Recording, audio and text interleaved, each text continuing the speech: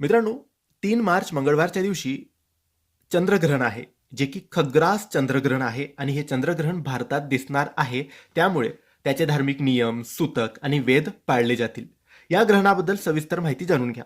ग्रहणाची तारीख आहे मंगळवार 3 मार्च 2026. ग्रहण केव्हा सुरू होईल?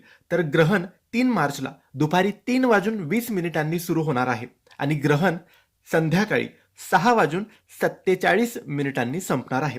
भारतात हे ग्रहण ग्रस्तोदय म्हणजे चंद्र उगवतानाच ग्रहण लागलेलं असणं याला ग्रस्तोदय असं म्हणतात.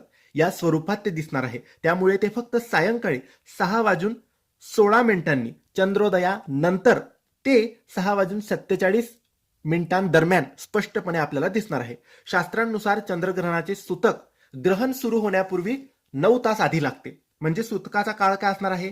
3 मार्च 2026 रोजी सकाळी 6 वाजून 20 मिनिटांनीच